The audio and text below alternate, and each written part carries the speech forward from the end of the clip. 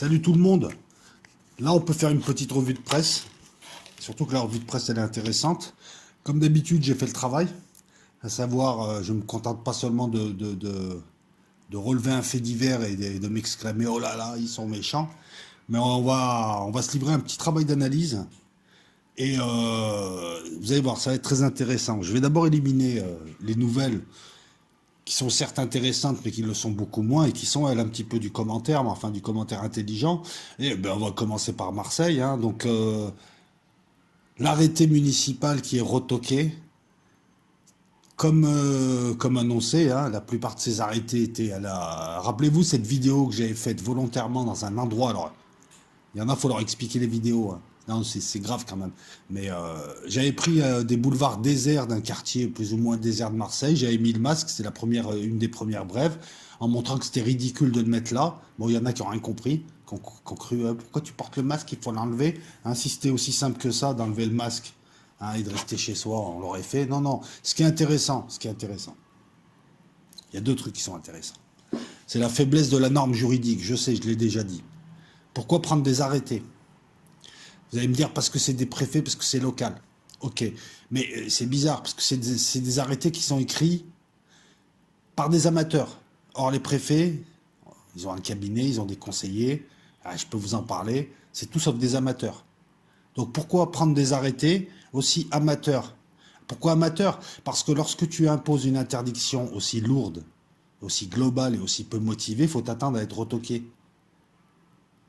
Là, on analyse, là. On ne dit pas c'est bien, c'est pas bien, je suis un rebelle, j'enlève mon masque chez moi. Non, on essaye de comprendre les choses. Pourquoi des arrêtés aussi mal écrits? Qu'est-ce que ça peut signifier? C'est une question que je pose, hein, je ne sais pas vraiment.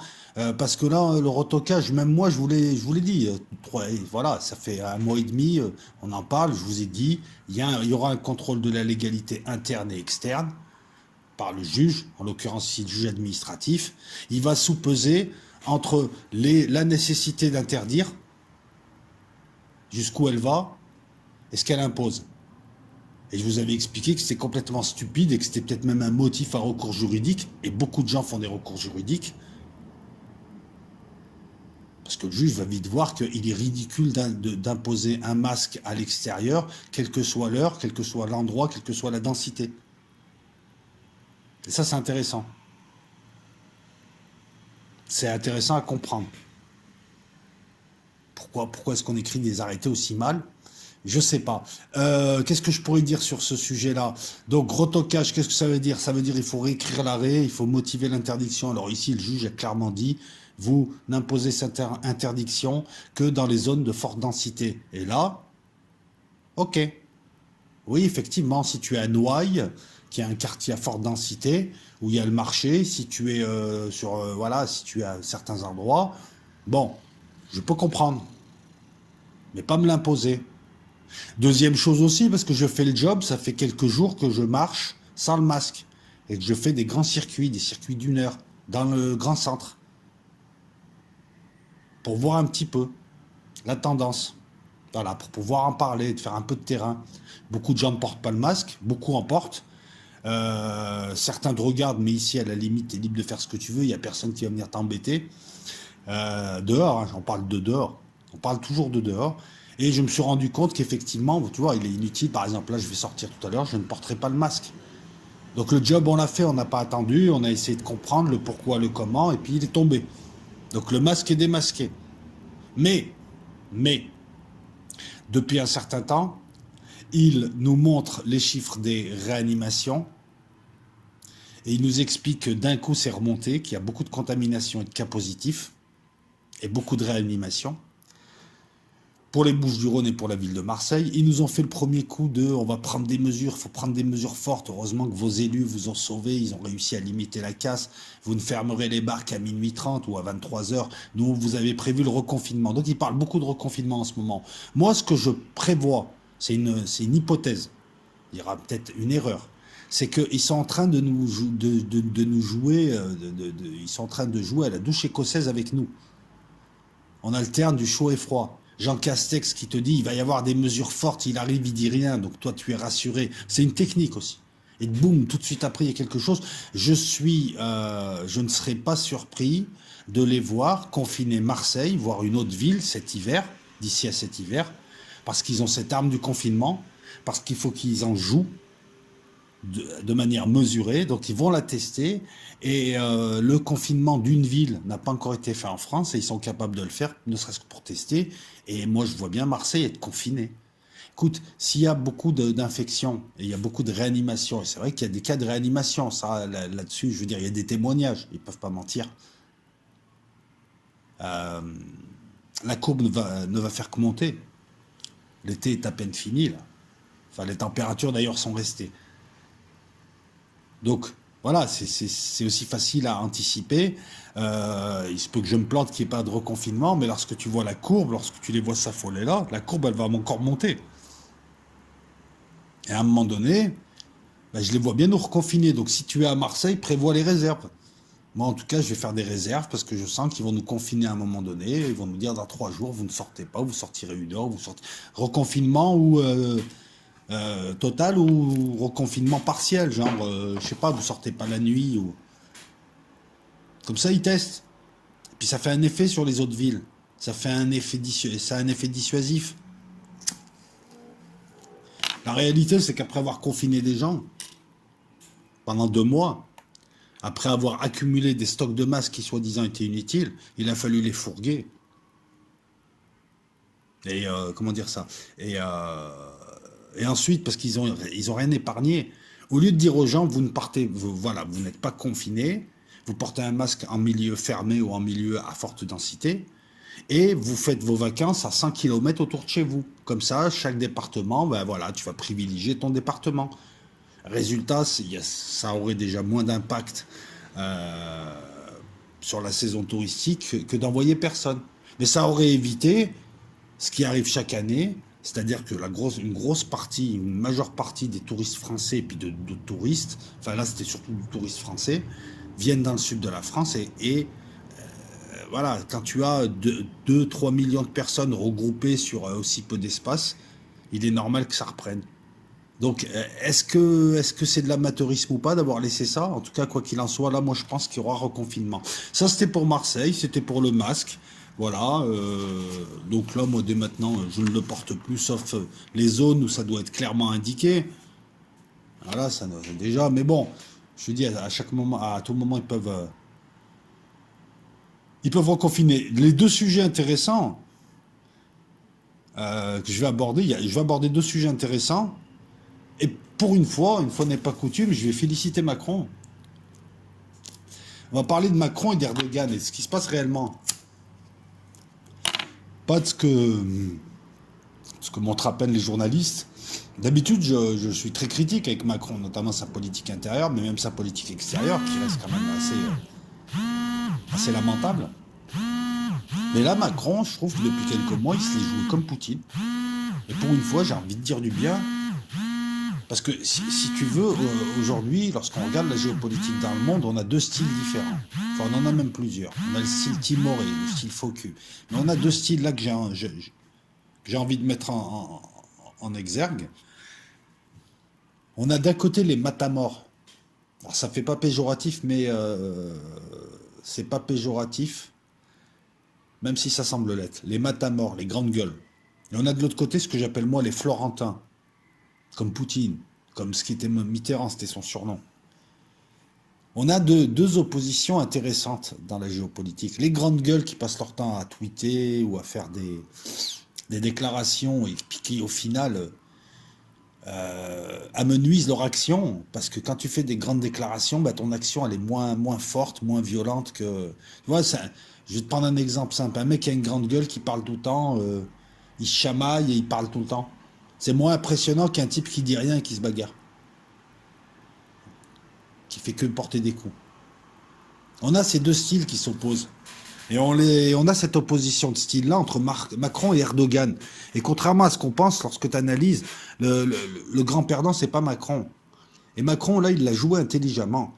Moi, je n'aime pas le style Trump ou le style Erdogan ou le style Duterte. Tu sais, des mecs avec ou le style Loukachenko, si tu veux. Des grandes gueules qui sont là et qui, tous les 15 jours, sont obligés de faire une déclaration, si c'est pas tous les jours. Là, en ce moment, Erdogan nous fait penser un peu au caïd de la classe qui emmerde tout le monde et qui a trouvé une nouvelle victime. Macron, le petit nouveau qui arrive, hein, il en a à lui dire tu vas m'avoir sur ton dos, tu vas partir. Enfin voilà, tout un tas de mots doux qui amusent tout le monde, mais qui montrent surtout qu'Erdogan est en faiblesse. Ah, on va en parler, on va en parler.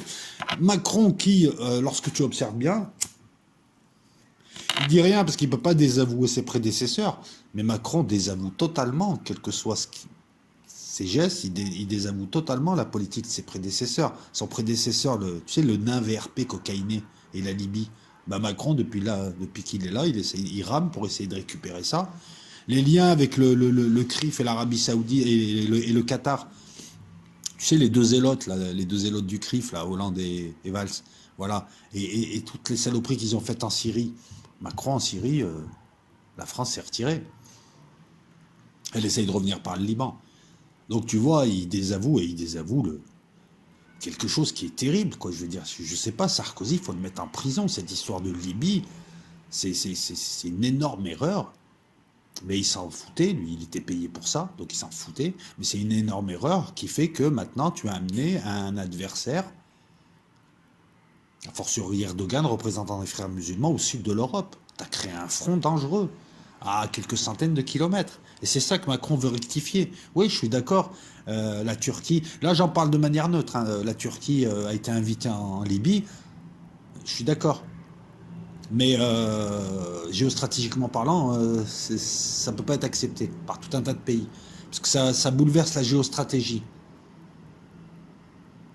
Et l'argument, oui, mais on a été invité légalement, mais la géostratégie, on s'en fout. Cet argument, il ne tient pas la route parce que, par exemple, dans le contentieux turco-grec, les Turcs imposent aux Grecs certaines choses, comme des eaux territoriales à 6 miles plutôt que 12, parce que ça bouleversera les données géostratégiques de la région. Donc ce qui peut être compris d'un côté peut être compris de l'autre côté. Et que là, on est dans la géopolitique, on n'est plus dans la légalité. Beaucoup de gens ne veulent pas que la Turquie s'installe en Libye et que les frères musulmans surtout s'installent en Libye. Macron en fait partie. Frères musulmans qui étaient les amis de Jospin et qui étaient les amis de Hollande. Vous voyez, il rectifie le tir. En Irak et en Syrie, les forces spéciales françaises, elles sont juste là pour tuer du djihadiste. Il y a des ordres qui ont été donnés, aucun djihadiste ne doit revenir. Alors ça c'est maintenant. On a deux styles. Depuis 20 ans, voilà, on a le matamor. Trump, Clinton, même Hillary Clinton, c'est un matamor. Contre Poutine, Erdogan, tu sais, qui aboie beaucoup, du tertre, qui a aboyé contre la Chine et il s'est vite calmé, qui a aboyé contre Obama. Et moi, je vous avais dit, je n'aime pas ce genre de chef d'État parce qu'en général, ça pisse pas loin. Ça ne fait pas grand-chose.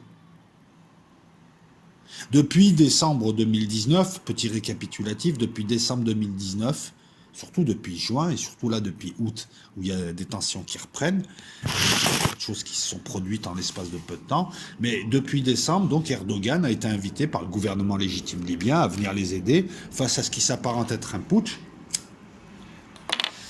d'un médiocre, Haftar, qui maintenant se tait et accepte tout parce qu'il est en sursis, le temps qu'on lui trouve quelqu'un d'autre. Rappelez-vous, déjà à l'époque, il y a un an, je vous disais que ce type était une burne, il avait tout foiré, ben, vous voyez encore une analyse réussie, hein, je vous avais dit que ça ne marcherait pas. Hein, et à l'époque, il était en train de... Enfin, je voyais Tripoli tomber en même temps, je voyais Tripoli tomber, mais je vous disais que c'était une buse. Bon, il n'a même pas réussi à faire tomber Tripoli.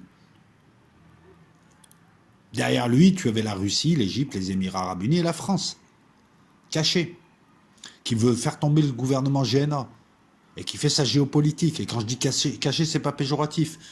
Voilà.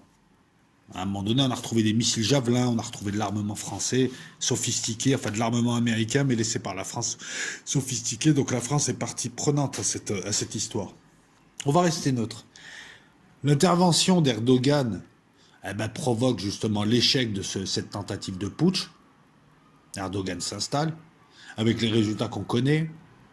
Avec notamment, rappelez-vous, le bombardement d'Al-Watia, on lui a détruit ses missiles, il s'est réinstallé, etc., etc. Bref, il réavance jusque-là, jusqu'au cessez-le-feu, d'il y a un mois, négocié avec le Parlement de Tobrouk, mais Erdogan gagne.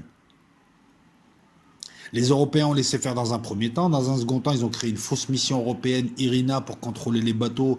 Mais les bateaux d'Erdogan, en fait, c'est soit ils sont sous un pavillon étranger, soit, et surtout, ils sont protégés par sa flotte. Donc on l'embête pas trop. Et lui, il braille. il braille, il gesticule. Erdogan qui a réussi quand même qui a réussi le tour de force de ne plus avoir d'amis et d'ouvrir des fronts partout. Front grec, front chypriote. Là, il est en mer du Nord maintenant devant la Roumanie. Au nord de la Syrie, à Idlib, en Azerbaïdjan, il est partout, en Libye, il est partout. Et il s'est fait beaucoup d'ennemis. Géopolitiquement parlant, c'est naze. Il aboie, il monte ses drones, il monte son armement, il monte sa belle armée. Mais quand tu regardes bien, il se met doucement, mais sûrement en péril. Ce type, il n'a pas d'amis. Il n'y a aucun pays qui a ami. Il lui reste quoi? La sympathie de Trump et le fait d'avoir neutralisé Poutine. Mais pareil, c'est à double tranchant. Et là, en Libye, il y a le silence russe. Enfin, le silence russe, les Russes rigolent et regardent, mais il y a surtout le silence américain qui est content de voir des membres de l'OTAN se chamailler, divisés pour mieux régner. Erdogan gagne, Erdogan gueule, et seul Macron, finalement, avec de mauvais arguments, parce que lorsqu'il dit qu'Erdogan ramène des terroristes de Syrie, je rappelle à Macron que la France a soutenu ces gens. Donc si c'est des terroristes, la France a soutenu les terroristes, à un moment donné, il faut rendre des comptes, il y a une responsabilité. Personne ne veut de la Turquie en Libye parce que on a vu Erdogan menacé. Il peut installer des missiles côtiers, des missiles de croisière, des missiles balistiques. En quelques minutes, c'est sur Marseille, s'il s'énerve. Il peut aussi faire ce qu'il a fait de l'autre côté, c'est-à-dire te dire, voilà, moi j'ai plein de réfugiés, je peux t'envoyer 2 millions de réfugiés sur tes côtes si t'es pas content. Donc c'est vraiment ouvrir un front et un front chaud face à quelqu'un de belliciste. On ne peut pas le laisser faire. Quand je dis on, c'est pas moi, c'est indéfini. Erdogan aussi a des arguments en parlant de l'embargo hypocrite en Libye, etc., etc. Bref, mais il braille beaucoup. Et en face, Macron, il dit rien. Et dans un premier temps, il paraissait subir Macron. On lui a reproché de ne pas avoir réagi à l'incident du Courbet. Ça, c'était l'avant-dernière tension. Et en fait, on se rend compte qu'il y a eu réaction. Mais pas la réaction qu'on voulait. C'est pas on va couler un bateau turc. Je vous rappelle qu'à ce jeu-là, le premier qui tire a perdu. D'un côté, on avait une grande gueule qui gesticulait, de l'autre côté, on avait un type qui était isolé. Isolé en Europe, parce que l'Union européenne ne voulait pas le suivre. Le Royaume-Uni est étrangement silencieux. Les Allemands ont une grosse communauté turque chez eux, ou germano-turcs, ne veulent rien faire. Les Italiens ont joué leur jeu et semblent se réveiller. Il était tout seul face à la Turquie. Erdogan faisait le malin, se foutait de sa gueule, le traitait de tous les noms, se moquait de sa femme, etc., etc. Rappelez-vous tout ça. Et il y a eu l'incident du Courbet. Donc, où il y a eu refus de combat, parce que de toute façon, voilà, il y a eu élimination, etc., etc. On en est là. Macron paraissait isolé. Ça, c'est la première partie, je te replace le contexte. Qu'est-ce qu'il a fait pendant ce temps? Il a travaillé. Et Erdogan a joué aussi. Notamment en Méditerranée orientale. Et on va en parler. En décembre, la Turquie a signé une convention avec le GNA, donc le gouvernement libyen, pour décider de ce qu'était leur zone économique exclusive à chacun.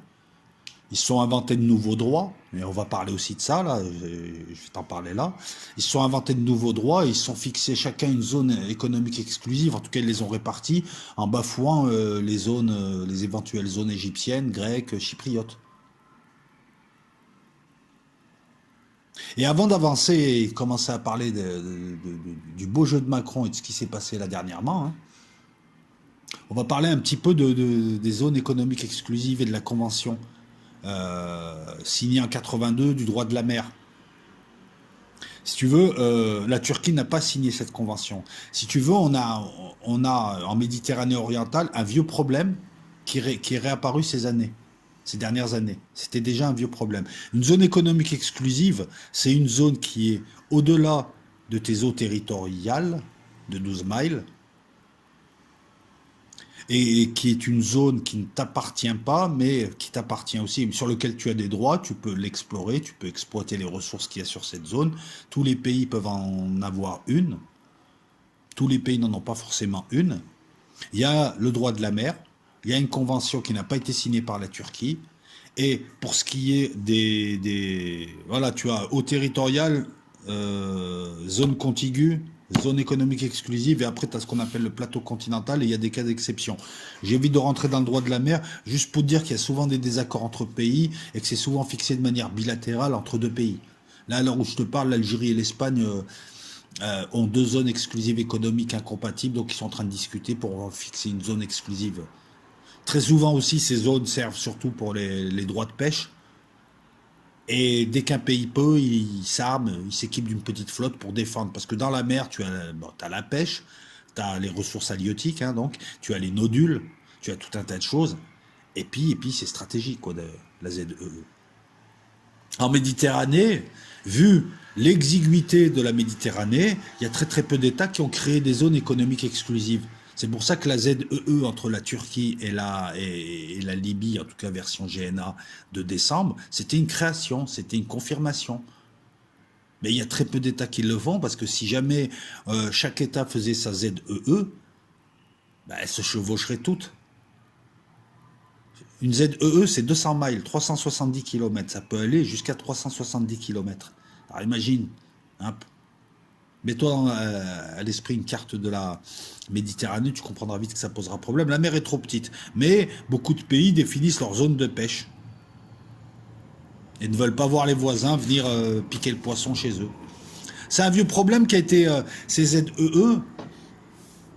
c'est un vieux problème. Et il y a aussi comme autre problème le contentieux gréco-turc.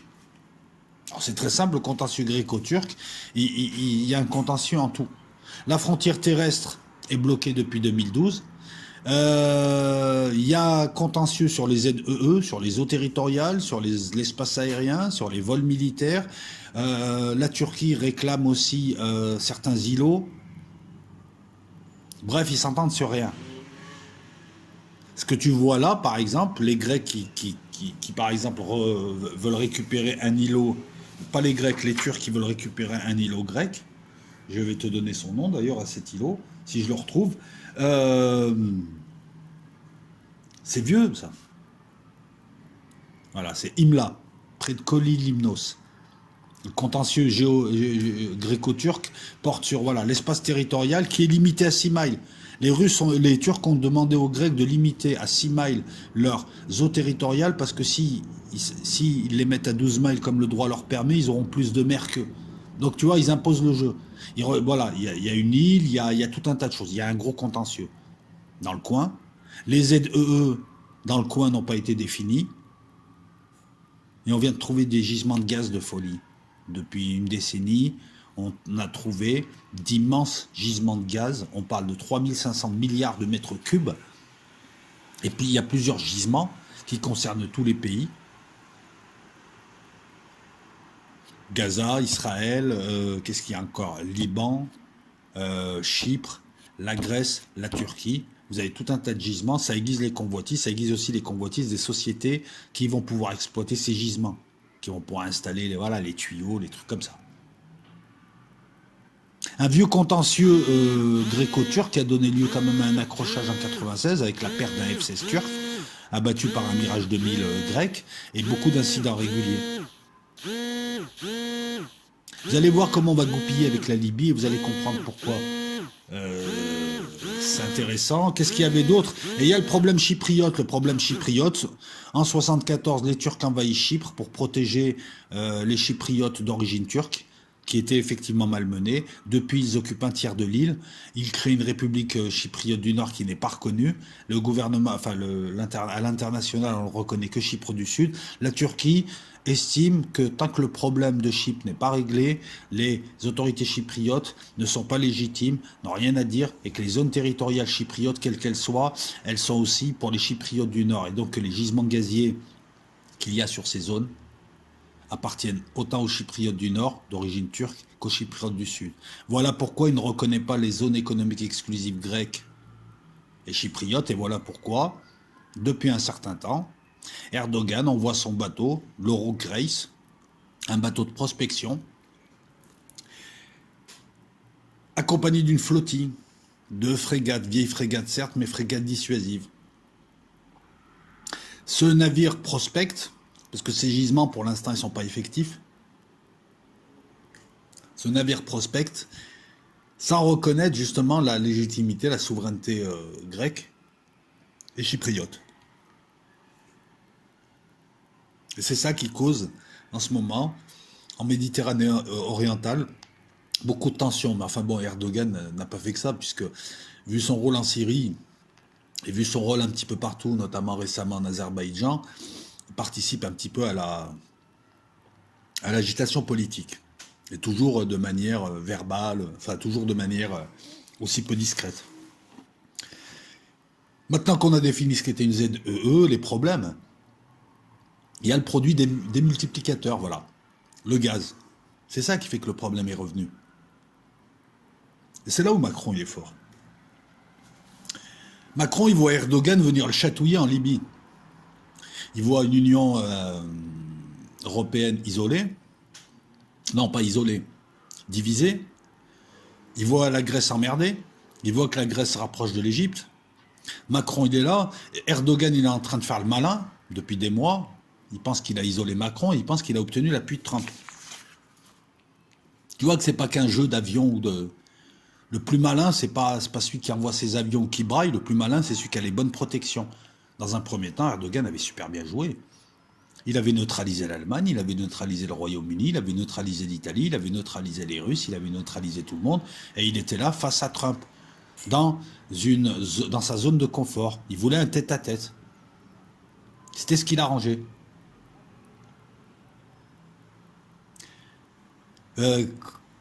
Comment dire ça? Il faut jamais laisser l'adversaire t'emmener sur son terrain de combat. Ça le déstabilisera un peu. Et là, Macron a commencé à jouer. Macron a commencé à jouer en disant Erdogan, viens m'ennuyer en Libye, je vais aller l'ennuyer en Méditerranée orientale. Le travail à la Mitterrand. Quelque part, Macron, j'ai l'impression que sur ce coup-là, il a joué un peu Mitterrand. Travail diplomatique. En allant mettre devant leurs responsabilités les Allemands, les Grecs, tous ceux qui sont dans l'Union européenne en leur disant, pas les Grecs, pardon, les Anglais, les Italiens, tous les pays qui comptent dans l'Union européenne, se sont vus travailler au corps sur le thème de la division et le thème de la Grèce est dans l'Union européenne, protégeons-la. Sur un autre plan diplomatique, Égypte, Émirats arabes unis, pour aller chercher des appuis, avec peut-être des contreparties, des choses comme ça. Il a travaillé. Et il a travaillé aux USA, hein, il a travaillé en direction des USA, parce que qui a Trump fait ce qu'il veut. Et pour l'instant, c'était Erdogan qui l'avait, qui faisait ce qu'il voulait. Donc il y a ce travail diplomatique, il y a eu un travail de renseignement, il y a eu plusieurs fois des SNA envoyés, des groupes, un groupe naval. Et Macron a décidé, donc il s'est dit, voilà, Erdogan vient m'emmerder, son point d'appui, le truc sur lequel il peut s'appuyer, c'est le GNA. Nous, on a la Grèce et Chypre, on va s'en servir comme point d'appui politique en face de chez lui. Il vient en face de chez nous, on va en face de chez lui. Et depuis quelque temps, donc, c'est des exercices avec les Grecs, des exercices avec les Chypriotes, des Rafale B qui sont déployés là-bas, des marines qui sont présentes. À plusieurs reprises, d'ailleurs, la marine française s'est installée là-bas depuis des mois, ça a calmé les bateaux turcs, qui s'en sont pris il y a quelques mois à Total et Eni, puisque les Chypriotes, dans leur zone, dans leur ZEE, accordent des concessions à des boîtes privées, ou à des boîtes en tout cas importantes, qui vont aller prospecter leur gaz. Le gaz qui est là-bas et qui leur appartient, hein, parce que le droit international donne tort à Erdogan. Erdogan, c'est un mélange de Trump et de Xi Jinping. Il veut toute la mer pour lui. Donc eux, ils ont commencé à donner des concessions, et tu as vu Eni, le groupe italien ou Total, se faire virer par des bateaux turcs il y a quelques mois depuis, il y a la flotte française, et donc ça a travaillé sur un plan diplomatique, sur le plan de l'installation, avec un Macron qui ne répondait quasiment pas, ou de manière mesurée à Erdogan, qui faisait le matamor, depuis des mois, qui croyait avoir une victime. Macron faisait le mec rassurant, le mec modéré, mais qui travaillait.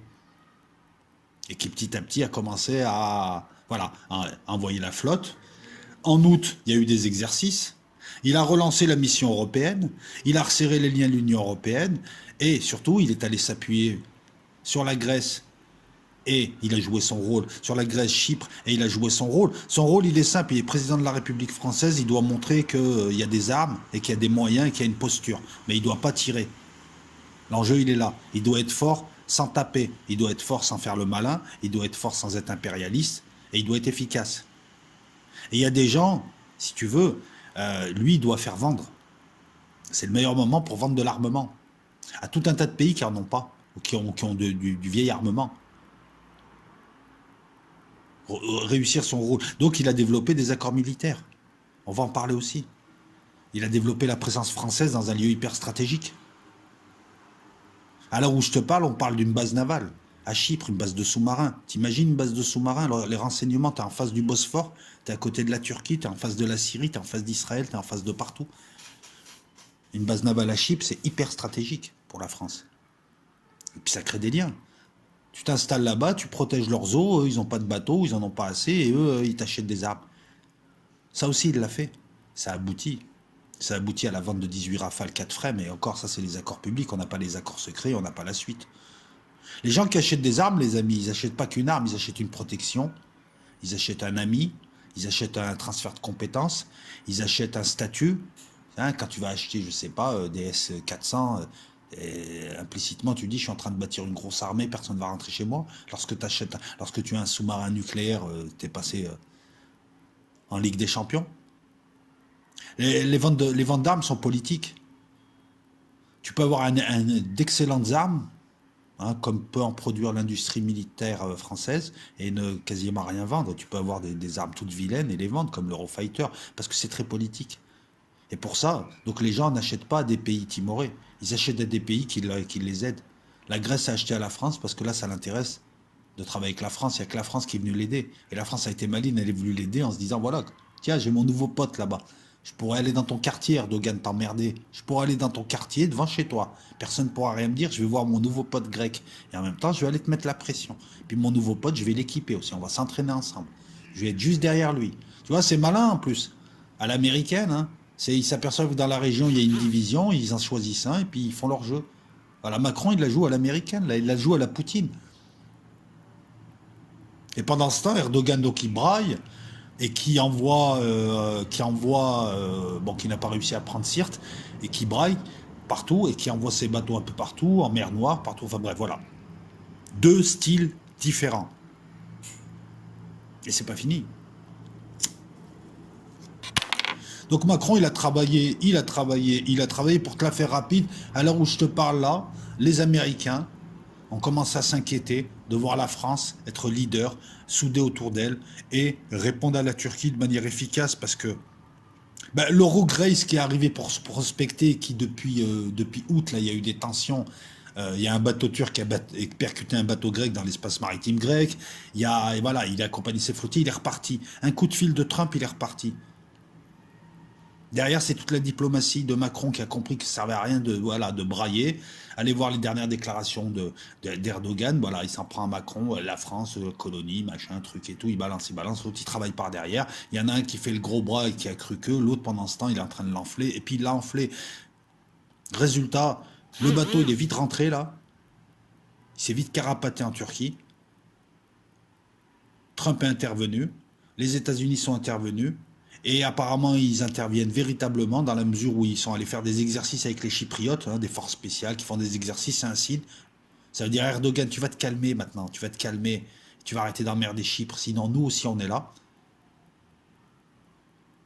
Donc le bateau turc est vite reparti avec sa flottille et Erdogan s'est fait calmer sur un coup de fil de Trump. Et c'est ça la réalité.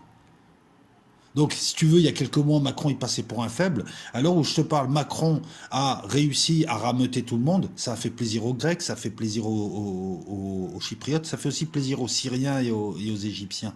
Hein, quelque part, il va bien falloir à un moment donné recoller les morceaux avec les Syriens. Ça va intéresser la Suisse et la Finlande qui veulent acheter des Rafales. Il vient de vendre 18 Rafales, c'est énorme. Le Rafale est un excellent avion, mais bon, pour se vendre, voilà, il faut des postures. Et là, Macron a adopté la bonne posture. Il vient de vendre 4 Frems.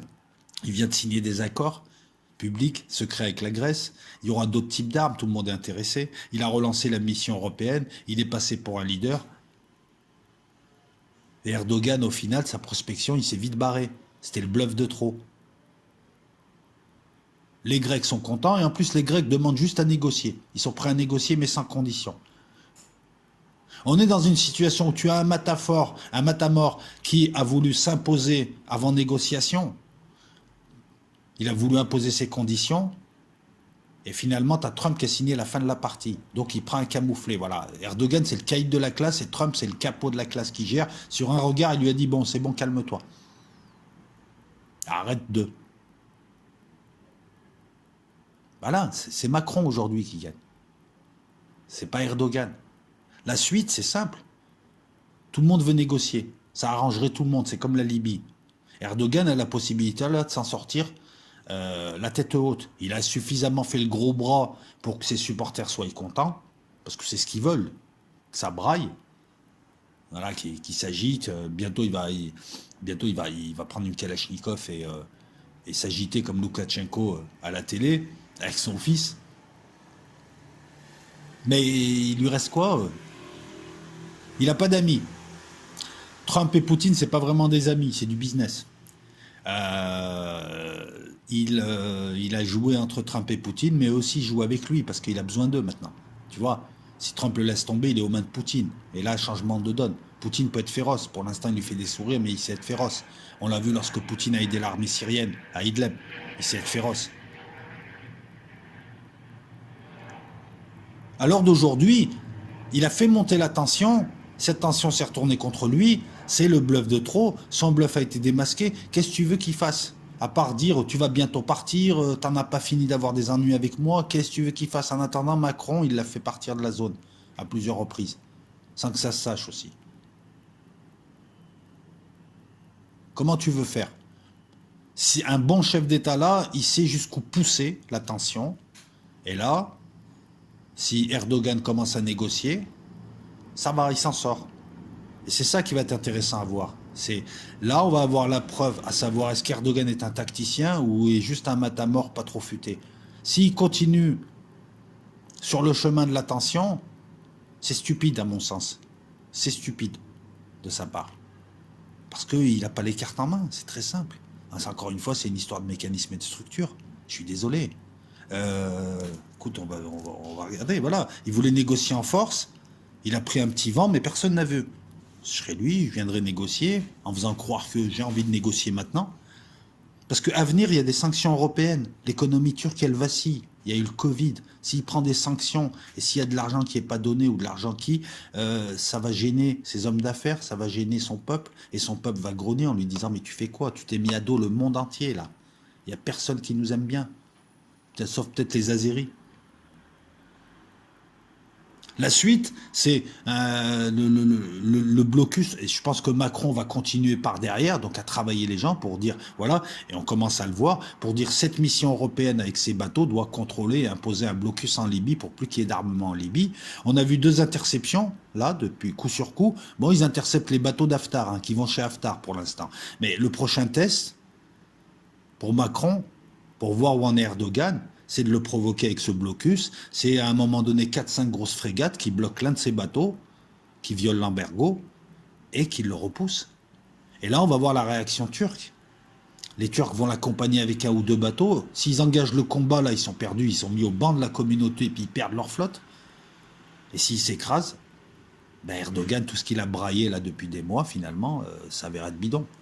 Ce qui compte dans une partie, c'est le résultat. C'est jouer comme un chat. C'est pas, voilà. Moi aussi, je peux faire des vidéos YouTube où je fais le gros bras, j'insulte tout le monde, je menace tout le monde. Ça, c'est facile, ça. Mais la réalité, c'est qui c'est qui gagne dans la réalité? Qui c'est qui joue bien? Qui c'est qui a pas peur et qui... Voilà, tu comprends ce que je veux dire.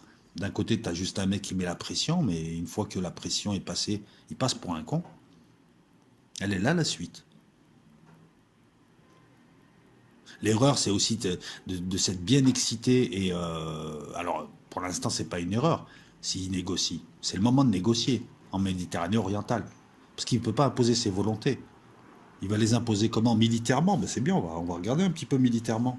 Ah, sans tirer un coup de feu, sans un gros mot, sans une insulte. Macron a mieux joué qu'Erdogan. Et aujourd'hui, à l'heure où je te parle, Erdogan a perdu la face, il a fait partir ses bateaux de la zone. Il est dans la zone chypriote et il prospecte. Mais l'erreur, elle est que, tu vois, pour l'instant, c'est des prospections. Il fait ce qu'il veut. Mais pour l'instant, c'est juste des prospections. C'est pas... Comment dire ça? Il va pas prendre le gaz de suite. Donc il y a le temps de voir venir. Militairement, c'est simple. Hein. Écoute, c'est simple militairement. Je regarde mes notes, il y en a tellement là. Ah, c'est le bluff de trop. Il a voulu isoler Macron, il s'est retrouvé isolé là. Là, à l'heure où je te parle, il est isolé. Il n'y a personne ni dans la région, ni l'Union européenne, ni la Russie. Tout le monde en a un peu marre de lui. Tu vois. Il a voulu isoler Macron, Macron a contre-attaqué à la Poutine. Il a travaillé dans l'ombre, il s'est tué, et il a retourné un à un tout ce qui a été fait. C'est du grand jeu, c'est du grand jeu diplomatique, c'est du jeu à la française, c'est du jeu à la Mitterrand, ça. Tu fais pas le malin, tu fais pas le beau, mais tu travailles efficacement et à la fin c'est toi qui gagne. C'est simple, hein. Écoute, militaire, regarde, les cartes elles sont simples. La Turquie est seule. La Turquie subit une crise. La Turquie a beaucoup d'ennemis. La Turquie a des adversaires. On est d'accord? Voilà. Et elle s'en est trop fait. Elle a peu de soutien, elle en a quasiment pas. Qu'est-ce qu'elle a comme carte? En Libye, elle est très loin de la Libye. Donc elle est friable par rapport à l'Égypte. En Méditerranée orientale, à un moment donné, il va arriver qu'il va y avoir 2 ou 3 flottes qui vont arriver, et puis les Turcs vont reculer, parce qu'ils n'ont pas les moyens de combattre. Ils ont une grosse armée de terre, mais leur marine, c'est une marine très très modeste. Ça, je le rappelle à ceux qui me disent la marine turque, c'est des très très vieilles frégates Olivier Perry, et on va en parler, on va en parler. Quant à leur armée de l'air, elle a été décapitée. Et leur armée de l'air, elle est forte contre l'armée syrienne et des Sukhoi 22. Mais face au Mirage 2000 grec, par exemple, ou au Rafale, qui arrive, ça aussi on va en parler, c'est très compliqué, rien qu'avec la Grèce. Et là, elle aura plusieurs pays en face d'elle. Donc militairement, elle ne s'imposera pas, donc elle perdra la face. Il s'est engagé dans une embrouille qui va perdre automatiquement. Il suffit de laisser faire le temps. Tu vois ce que je veux dire? S'il se passe quoi que ce soit, ça va se passer où? Sur Terre? Non, il y a une portion. Il y a une portion de frontière entre la Grèce et la Turquie. Elle sera bloquée, neutralisée.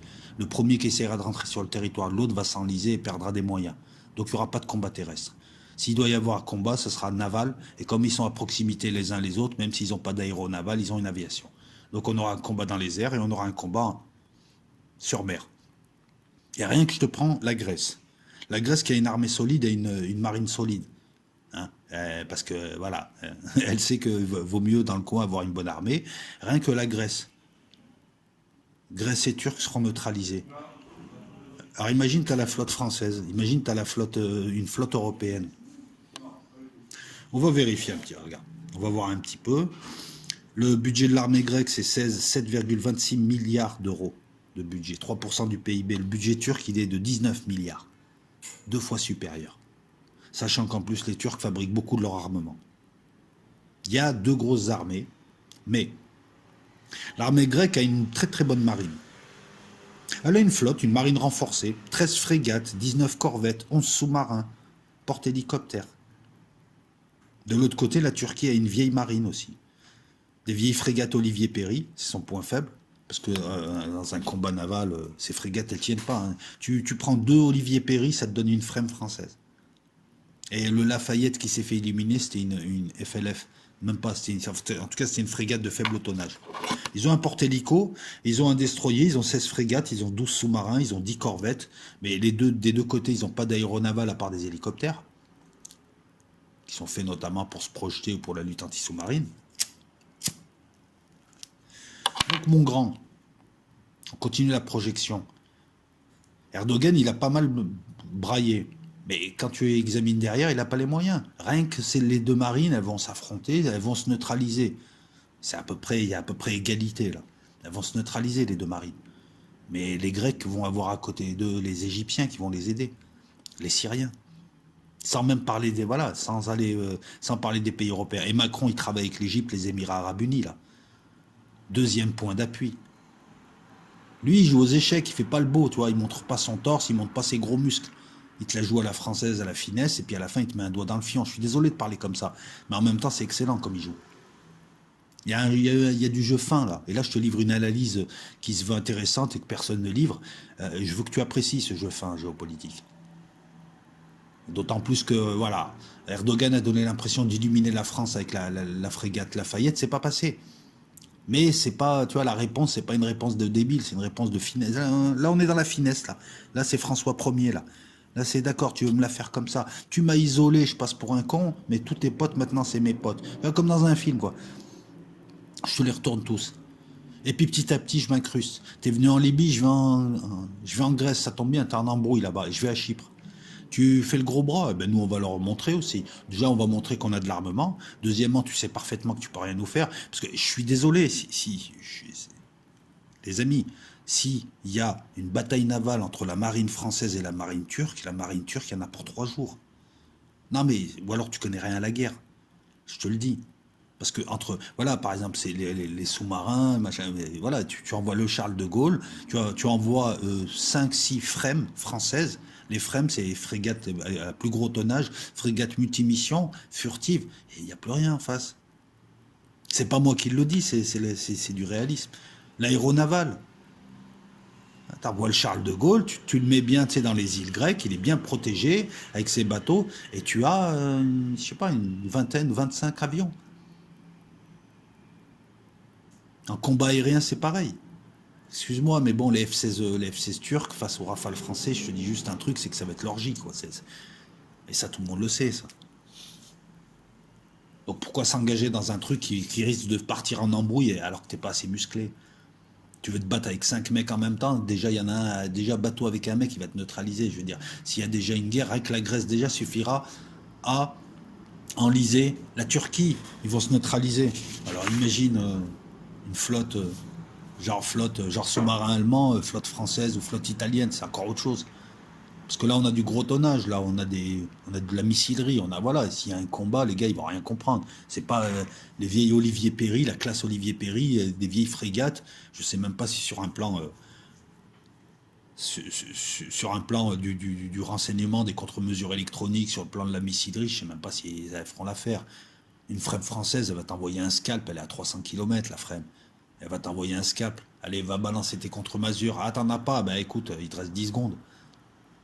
On regarde l'aviation c'est pareil, que vu qu'ils sont proches les uns des autres, ils vont pouvoir se battre. On ne va regarder que les avions de combat. Les Grecs ont 348 avions de combat, les Turcs en ont 409. On va regarder un peu plus près. Les Grecs ont 55 Mirage 2000, biplace, monoplace. Mirage 2000 qui abat des F-16, hein, c'est l'équivalent du F-16 et il est même un peu meilleur. Surtout que là c'est le Mirage 2005. Il est même un peu meilleur que les F-16. Ça aide, ça. Ils ont été modernisés récemment, certains. Très très bon avion de suprématie aérienne. Ils en ont une cinquantaine, ils ont 132 F-16, des vieux F-16, du bloc 52, du bloc 50, du bloc 30. Donc c'est des F-16 qui ont le bloc 52, si je te dis pas de bêtises, ça a au moins 30 ans. À peu près. Il faudrait que j'aille voir. La Grèce a une aviation vieillotte, bon, des F-16 vieillots, des Mirage 2000 qui ont leur temps, mais qui sont là, hein, qui ont été modernisés, mais d'ailleurs c'est ce qui reste de moderne. Ils ont des F4, des F4 Phantom, des Corsair. Et ils viennent d'acheter 18 Rafales. Ils n'ont pas beaucoup d'argent, mais ils viennent d'acheter 18 Rafales. Leurs 18 Rafales, ils valent carrément 50 F-16. Ils viennent d'acheter du Rafale dernier cri, 6, 9, 12 d'occasion, première livraison en 2021. Du Rafale F3, bloc F3, donc là je crois que le F4 n'est pas rentré. C'est les modèles, c'est les modernisations, modernisation radar, modernisation, tout ce qui est à moderniser, puisque la technologie avance.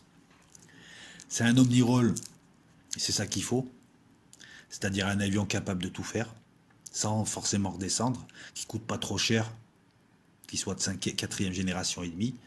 Et ces Rafales, ils vont être livrés avec des missiles longue portée Météor, et avec un radar actif à ESA. Ce sera beaucoup mieux que les F-16 turcs ou que les F-16 grecs qu'ils ont actuellement. Donc les Grecs achètent 18 Rafales et je pense qu'ils en achèteront encore. Parce que ce sera un appareil qui va remplacer le Mirage 2000 et qui permettra de faire du combat contre les F-16, qui pourra abattre des F-16, mais qui pourra faire du renseignement, qui pourra faire tout un tas de choses et qui pourra tirer de très très loin. Est-ce que les Turcs ont des AMRAAM 120, missiles longue portée? En tout cas, les Grecs auront du 180 km d'allonge. Avec du dernier cri en matière de radar actif, AESA, et en matière de contre-mesures électroniques. En face, l'aviation turque, ça va être chaud. Ils n'ont pas d'avion moderne. Ils attendent leur Sukhoi 35, bel avion au demeurant. C'est le seul avion qui puisse gêner le Rafale. Donc c'est un joli coup pour les Grecs. Et c'est une aviation qui, certes, voilà, c'est une aviation qui est assez vieille, qui était là pour ce qu'il fallait, qui était adaptée surtout à une aviation assez vieille turque. Là, je donnerais quand même l'avantage à la Grèce en aviation, parce qu'ils ont des bons pilotes chevronnés, alors qu'Erdogan, depuis 2015, a arrêté 700 pilotes expérimentés turcs. Et là, c'est des jeunes pilotes, patriotes certes, mais enfin, tu sais, ton patriotisme, quand tu fais un dogfight, enfin là, tu risques de pas trop faire de dogfight, parce qu'avec le Rafale, il va te tirer dessus de très loin. Comment tu veux gagner? Comment tu veux t'imposer sur les eaux des autres, alors que les autres sont équipés? Entre la marine française en bas qui pourrait guider les missiles, entre son aéronaval, entre les, parce que c'est ça, elle interviendra forcément en appui, entre la Grèce qui va avoir des avions et qui va, enfin voilà, il faut réfléchir. Quand tu t'engages dans une embrouille, tu sais, tu connais tes moyens, tu sais où aller, tu connais les scénarios. C'est pour ça qu'aujourd'hui, à l'heure où je te parle, c'est important. On a un moment important qui nous permettra de juger ce que vaut réellement Erdogan. Soit il continue dans le braillage et la menace, et on voit à ce moment-là, bon, il va perdre la face. Soit il va changer. Soit il vient et soit il va actualiser la situation en se disant aïe aïe aïe aïe aïe. Macron, je l'ai isolé, puis finalement il me l'a fait à l'envers. Il va falloir que je travaille différemment. Puis là, Trump me fait les gros yeux. Donc il y a des choses qui ont changé. Il faut que je fasse quelque chose. Tiens, on va la jouer homme de paix. Je suis prêt à négocier. Surtout que la Grèce veut négocier sans condition. Négocions. S'il fait ça, il est malin, il est habile. S'il continue à mettre des coups de pression, il est stupide. Sauf s'il y a de nouveaux éléments. Sauf si il a des éléments qui lui permettent. Mais à l'heure où je te parle, voilà. Encore une fois, je t'explique le contexte, je t'explique les enjeux, je t'explique surtout pourquoi Macron l'a joué film. Il a tout pour lui. Le temps, le lieu. Il y a des ennemis Erdogan dans le coin, en Médor, en Méditerranée orientale. Le temps. Le temps joue pour la France, il joue pas pour la Turquie, sur un plan économique, sur tous les plans. C'est des gisements qui ne seront pas exploités avant une décennie. Donc il y a le temps, l'autre il s'excite, mais il n'a rien volé pour l'instant. Donc on a le temps de s'organiser. Erdogan a réussi à soulever tout un tas de gens qui se sont groupés contre lui. J'ai jamais vu un type soulever autant de mécontents. Je crois que même Israël n'a pas autant de mécontents autour. Et ça, c'est... J'ai envie de te dire quelque part, est-ce que c'est de la bonne politique? Non, c'est de la politique à court terme, ça. C'est regardez, je braille. Mais à moyen terme, tu as détruit tout un tas de choses. Et à long terme, je t'en parle pas. Et il vaut mieux pas te rater en Libye. Le problème, c'est que si tu perds la face en Méditerranée orientale, bah, tu vas perdre la face en Libye. Et en Libye, si tu as une dizaine de bateaux, une dizaine de frèmes avec l'équipement qu'il faut à un moment donné, qui vont bloquer les eaux territoriales libyennes, tu fais comment? Tu déclares la guerre, tu as perdu déjà. Ah, tu déclares la guerre, tu as perdu. Tu tires sur un seul bateau, tu as perdu. C'est toi le mauvais. Après, voilà, et Macron, il attend que ça. Tu lui tires dessus. Macron, il veut passer pour le type modéré, rassurant. Il est en train de battre le rappel des troupes en disant aux Européens, mais attendez, vous êtes fous, quoi. Regardez, il va s'installer au sud. Toi, tu fais quoi? Les déclarations que tu fais sur Macron, elles sont stupides. Parce aux yeux des pays neutres, Erdogan, tu passes pour l'agresseur, tu passes pour le vilain. Ça aussi, il faut en jouer. Macron en a joué. Il a joué la victime un peu, et puis maintenant, il passe pour... Tu vois, c'est... Vous voyez en quoi c'est intéressant. Et puis il a joué son rôle de VRP, il a vendu 4 frames pour la marine grecque, 18 rafales, sans compter le reste.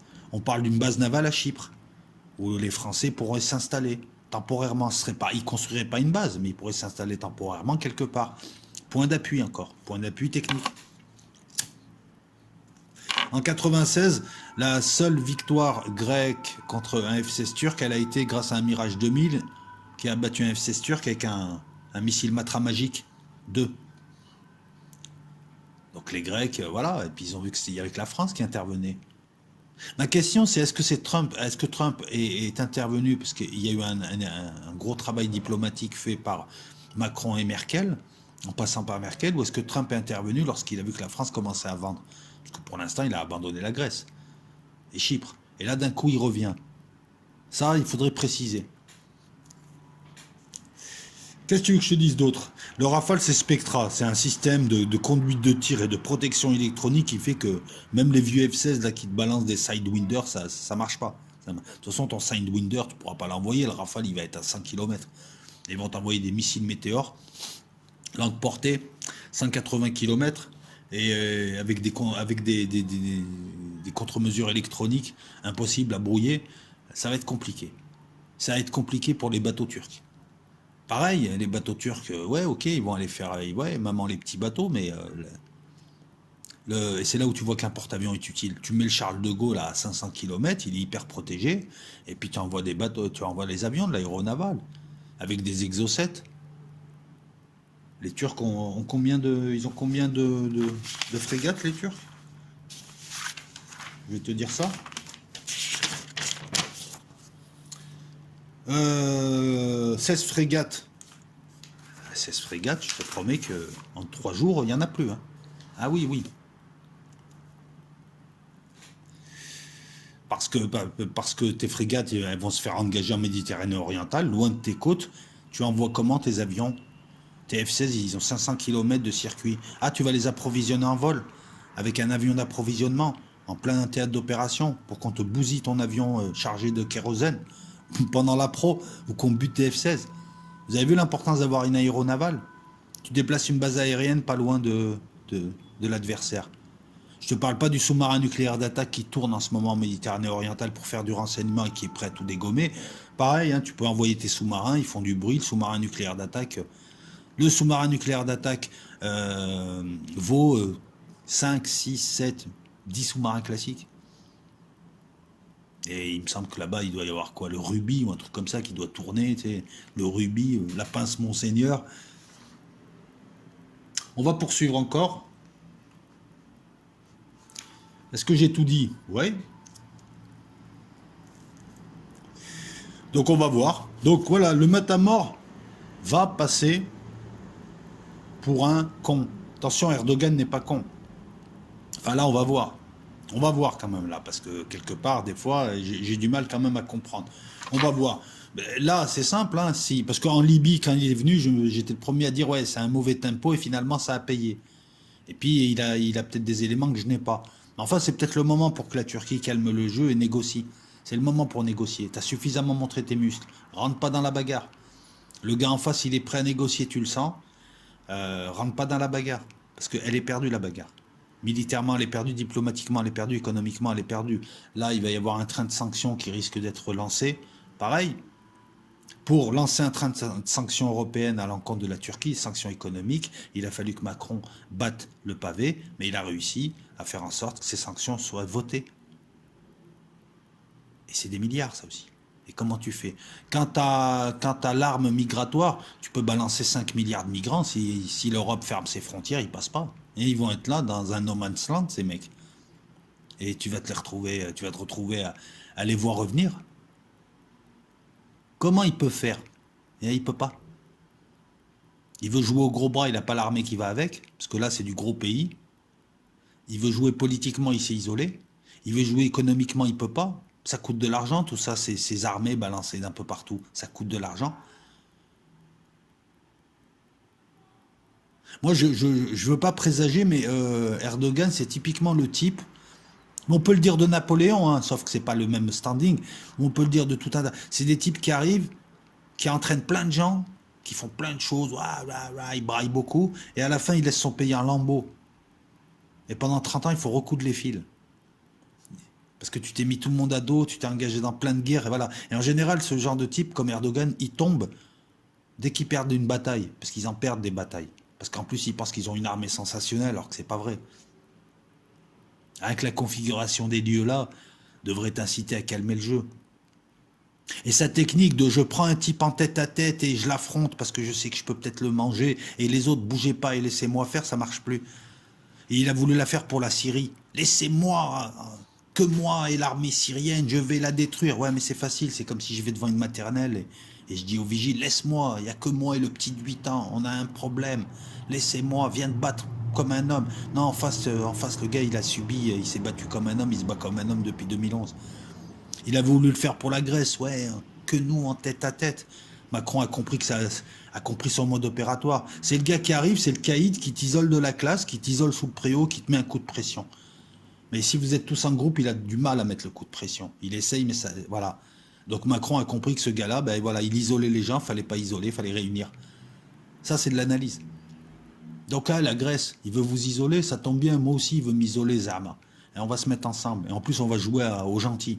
Bah, de toute façon, je sais pas, moi je regarde ce qui se passe en Méditerranée orientale, je regarde les positions grecques, c'est pas les agresseurs, ils sont hyper modérés. Le président grec veut négocier, veut tout négocier, il veut juste pas négocier le couteau sous la gorge.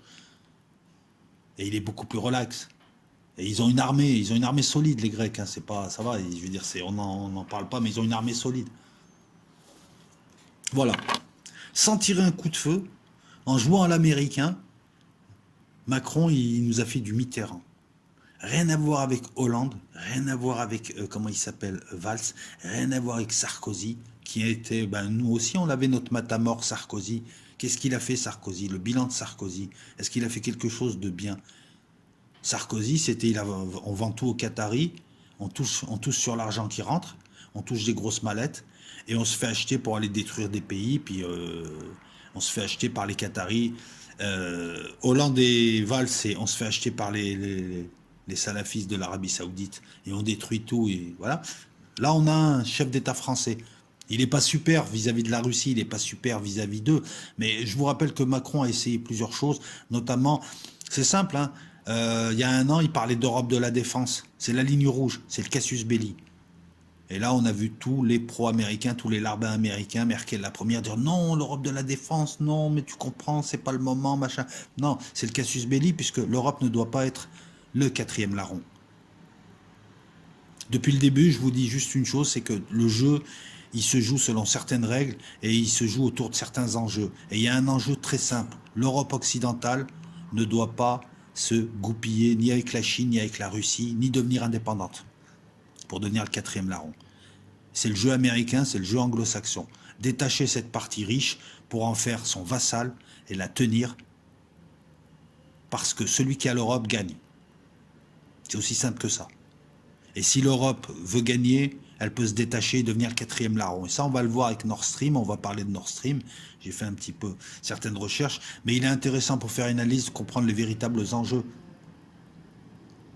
Là, on vient de voir Macron prendre une initiative française et grouper tout un tas de pays autour, ce que nous demandons, pour lutter contre Erdogan. On voit les Américains vite apparaître. Quoi, des Européens qui s'unissent? En plus, ils se sont vendus des armes. Ouh là là, en plus, c'est des armes françaises. Alors que nous, on veut pas que ça, parce qu'il y a un mot d'ordre, c'est tout sauf français. Ce mot d'ordre, c'est les anglo-saxons, c'est certains pays de l'Est, c'est l'Allemagne, c'est on achète tout sauf français.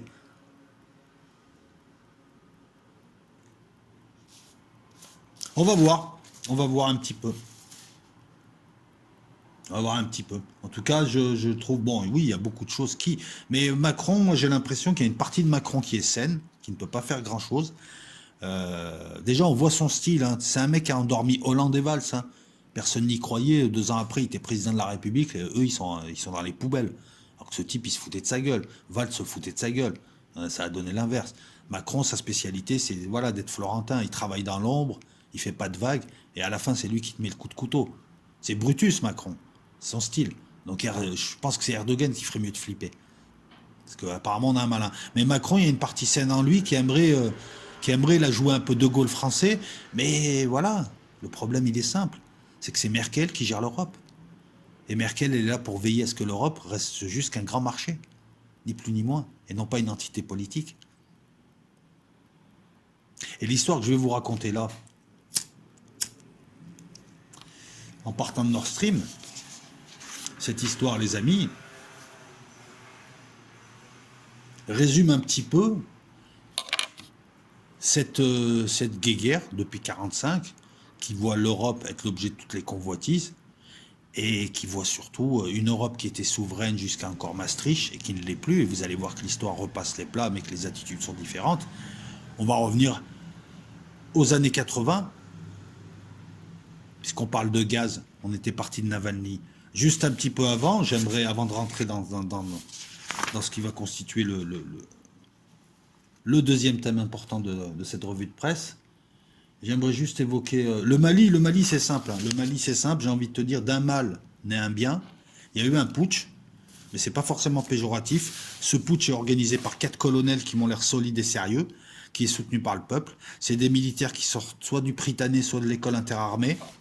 C'est des gens C'est des militaires de carrière qui en ont marre de l'incurie et de voir leur pays vaciller sur tous les plans.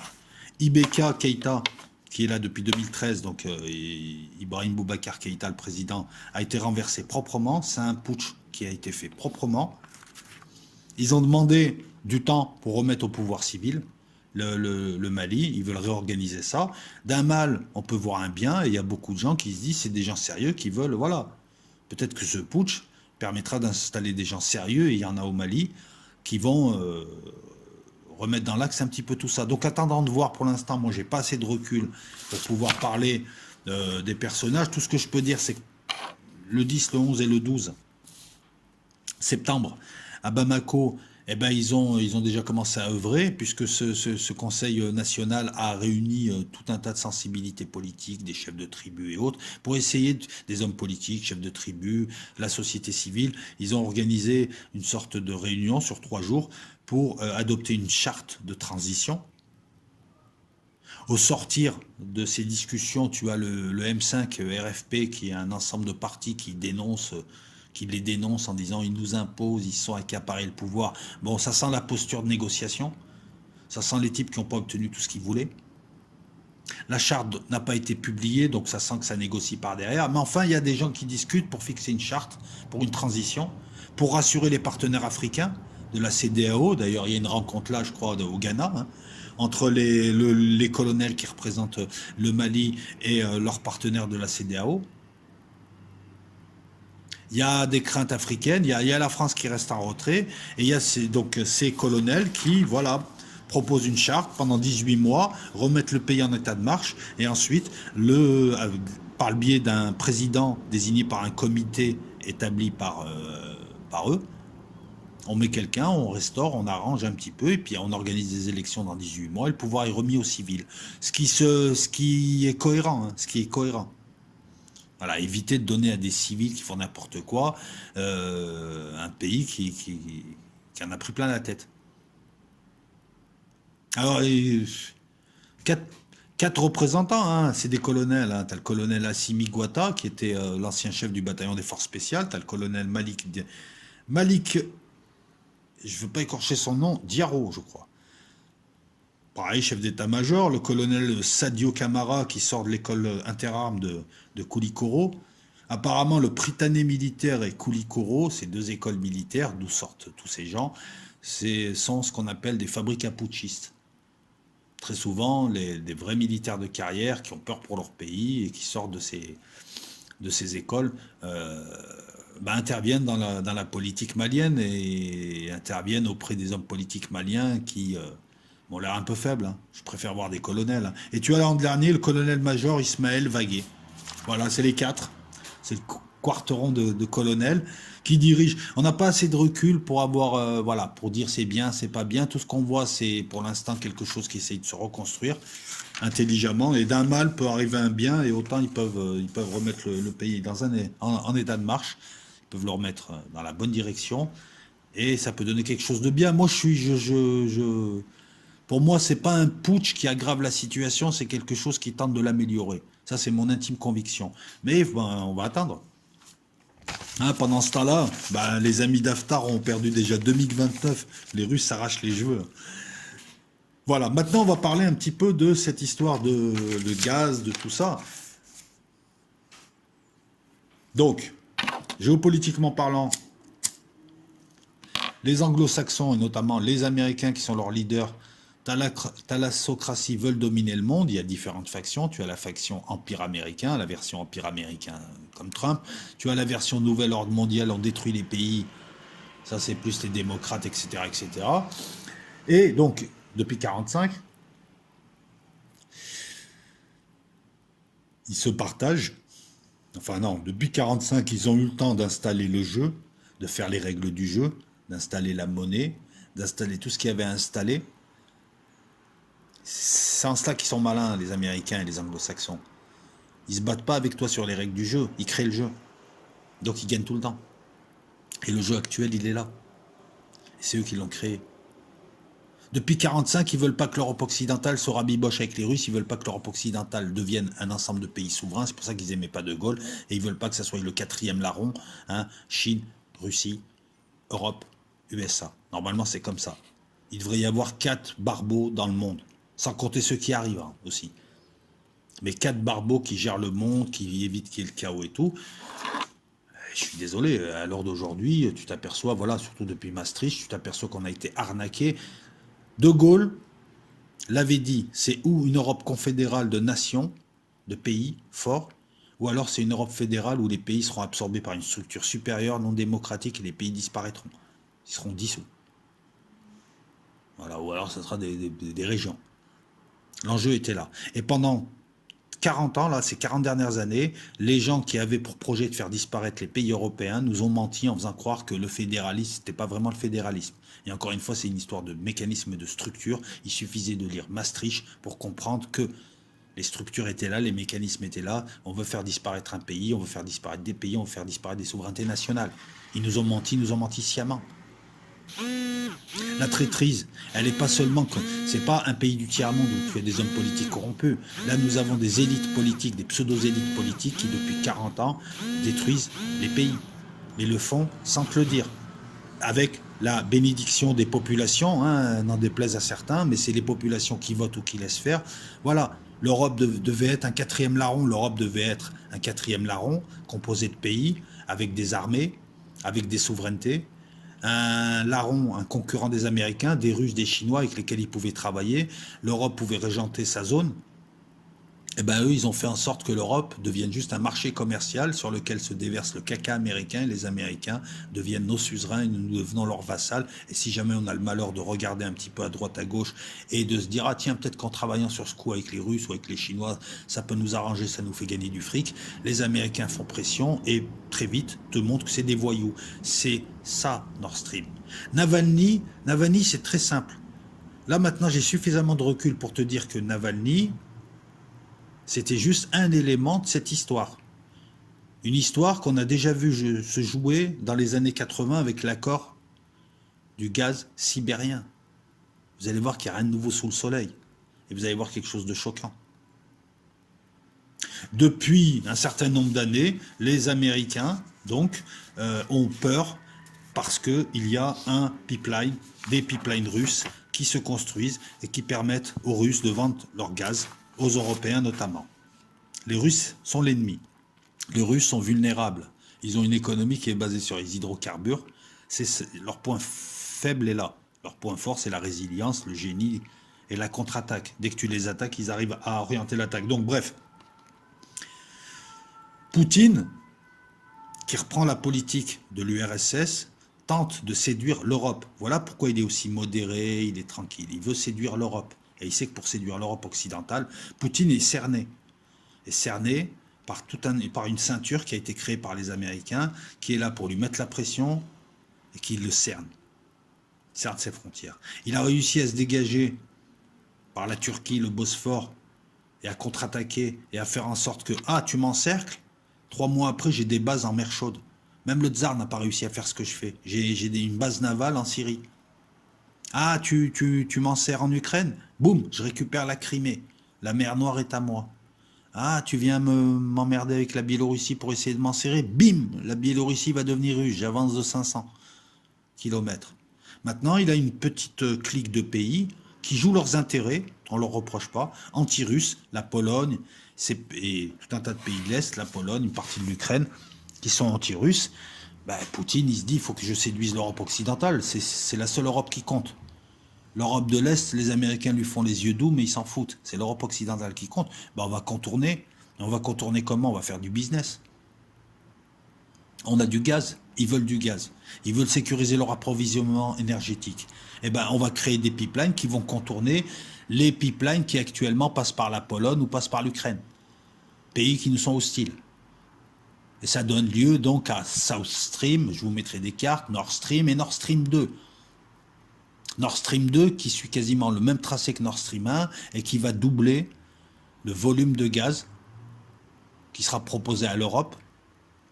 Ça va arriver en Allemagne. Le pipeline arrive en Allemagne dans des terminaux qui sont situés sur des landes allemands qui vont prospérer. La Russie s'est dit, pour faire les yeux doux, elle a ses réseaux en Europe mais ils sont plus faibles. Les Allemands, c'est simple, on va leur proposer du gaz pas cher, Mais en plus, on va leur proposer d'être le distributeur en Europe occidentale de tout ce gaz, puisque les pipelines arrivent en Allemagne et ensuite les réseaux gaziers des autres pays, ben, ils vont se faire, ou ils peuvent se faire, et l'Europe pourra circuler, et le gaz pourra circuler jusqu'au Portugal, et l'Allemagne, donc, elle va toucher du gaz moins cher, elle va pouvoir en stocker, elle va voir son pays lieu de transit, ça se paye. Et Poutine se dit, et en plus, on payera ni les Biélorusses, ni les Polonais qu'on n'aime pas et qui nous aiment pas. On leur payera pas de redevance. Quant aux Ukrainiens, on va les sortir du jeu. Nord Stream est important pour Poutine parce que c'est la contre-attaque pour récupérer l'Europe, pour dire aux Européens, regardez, pour détacher l'Europe des USA, pour leur dire, regardez, nous, on peut faire des affaires avec vous. C'est ce qu'essaye de faire la Chine aussi. Vous voyez, c'est ce jeu-là à travers toute la géopolitique qui se fait. Et Poutine s'est dit, tiens, on va proposer du business, et puis avec nos pipelines, on va contourner cette petite ceinture-là qui nous enserre. Parce que la Pologne et l'Ukraine, au final, à la fin, ils n'auront rien. Ils n'auront même pas les revenus du transit du gaz. Vous voyez à quel point c'est important. C'est pas spécialement un doublement du volume gazier qui est intéressant, parce que la Russie, je veux dire, rien qu'avec Nord Stream, rien qu'avec les autres pipelines, peut distribuer suffisamment jusqu'à 2040 du gaz aux Européens. D'ailleurs, attends, je vais te donner quelques chiffres quand même, c'est ça qui est intéressant. Je vais te donner quelques chiffres. Et après, on va remonter dans le temps, puisque là, on a quand même des choses. Alors,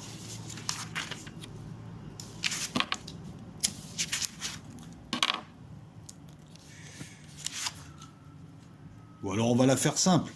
Les Américains, depuis quelques années, depuis 2018 exactement, à l'OTAN, au sommet de l'OTAN, Trump, qui commence à hausser le ton. Déjà, sous Obama, on en parlait un petit peu, mais ça pressait pas. Le pipeline a été lancé en 2013. Hein. Je mettrai un rectificatif si je me trompe. Il devait finir en 2019 ou 2011. Les Américains ont gueulé plusieurs fois, ont fait voter des lois, notamment une loi CAATSA, contre les ennemis de l'Amérique à travers les sanctions. Voilà ce que veut dire la loi. Donc c'est clair, ils utilisent des lois nationales pour faire leur loi à l'international. Loi votée à l'unanimité en 2017 au Congrès, donc même les Trumpistes ont voté. Mais là, Trump, c'est normal que ce soit l'ennemi de la Russie, c'est du business. Lui, il peut pas perdre l'Europe, Trump. Donc je comprends son attitude. En 2018, au sommet de l'OTAN, il déclarait que l'Allemagne était trop dépendante de la Russie. Alors, ça fait rire venant d'un Américain, venant des réseaux Gladio, venant du BND, venant des réseaux pro-américains allemands qui sont très très puissants. Ça me fait rire d'entendre ça, quoi. L'Allemagne a intérêt à sécuriser son approvisionnement énergétique, notamment en achetant beaucoup de volume de gaz russe.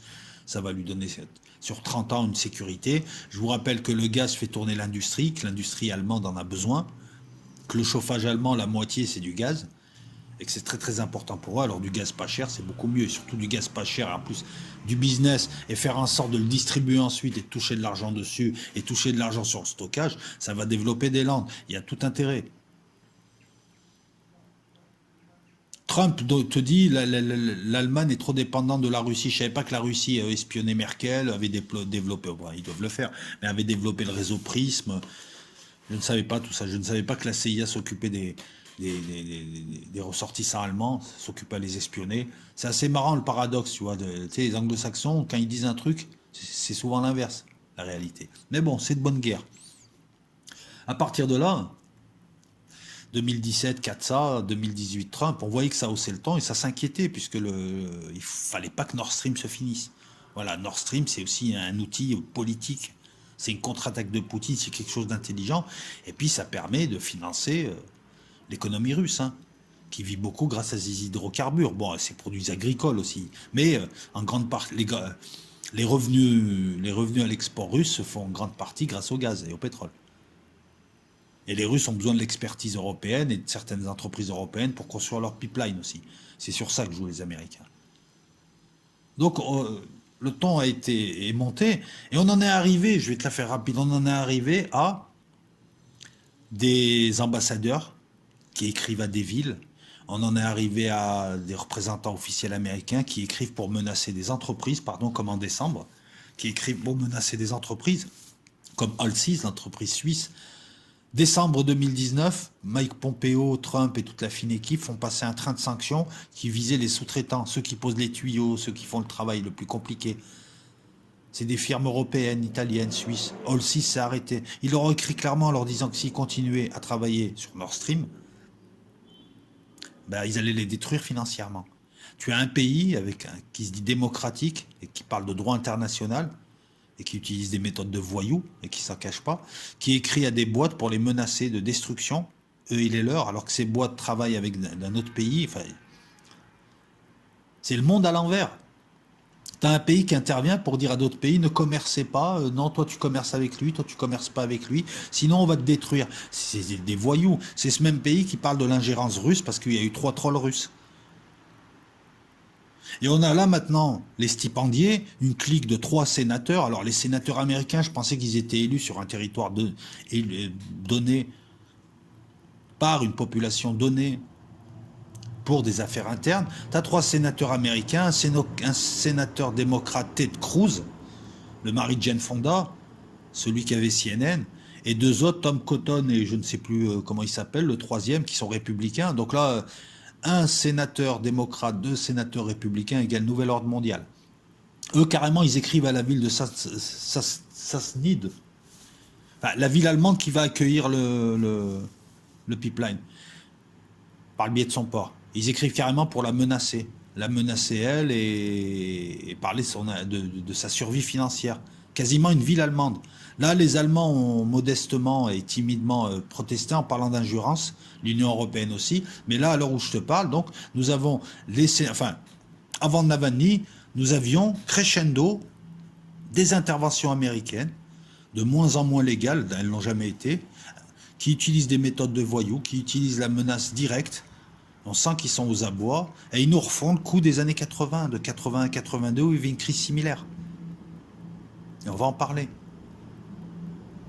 Ils mettent la pression, ils ne se cachent même pas. Comment un pays peut dicter à d'autres pays leurs conditions?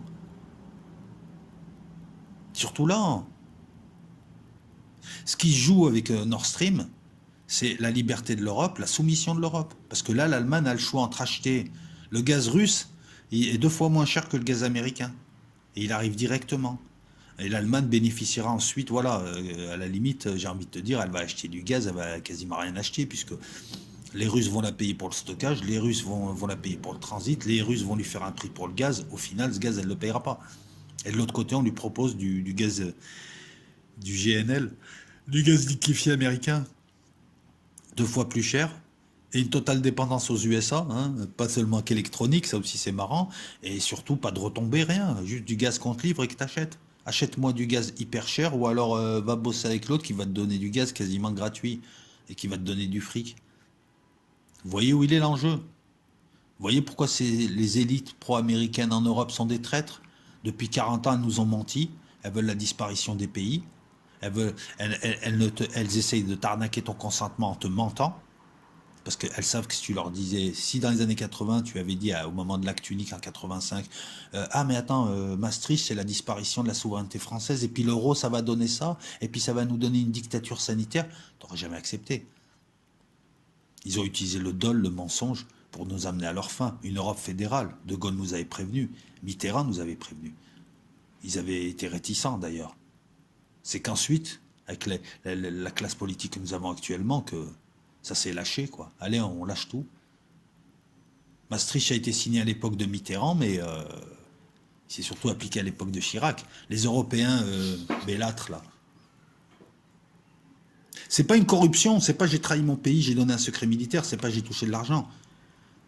Je fais partie d'une élite politique, je me crois au-dessus du monde entier, je regarde tout le monde de haut, et je me suis fait pigeonner par les Américains qui m'ont neutralisé. J'aurais pu être un 4e capot, je suis devenu le larbin d'un capot, et les 2 autres me disent réveille-toi et viens faire au moins des affaires avec nous, parce que là t'es la servante des Américains.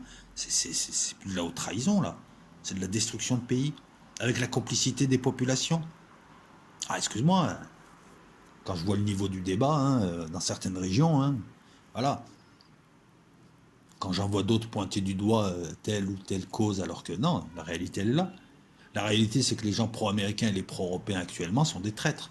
Ils font en sorte que l'Europe n'ait pas d'armée, que l'Europe n'ait aucune unité politique. Voilà pourquoi c'est force qu'a fait Macron, de les regrouper contre la Turquie. C'était beaucoup plus compliqué qu'il l'était. Et Navalny, mais Navalny, c'est simple. C'était le début voilà, c'est des vagues. C'est des vagues d'offensives. Il y a eu l'offensive en décembre, tu as l'offensive permanente des 3 sénateurs qui écrivent à tout le monde pour les insulter et les troller, et tu as Navalny. Navalny, c'est quoi? C'est, viens le pigeon, prends une pilule bidon, fais croire que les méchants russes t'ont empoisonné, on va faire un maximum de barouf, on va raconter un tas de bêtises, t'inquiète, on sait faire, et on va faire en sorte encore de brouiller les pistes, de créer de la confusion, pour que les Allemands ne comprennent rien, et que finalement, ils demandent à leur gouvernement, ouais, les Russes, ils sont pas gentils, nous, on veut pas de leur gaz. Sans leur expliquer ce qu'est Nord Stream et les enjeux de Nord Stream.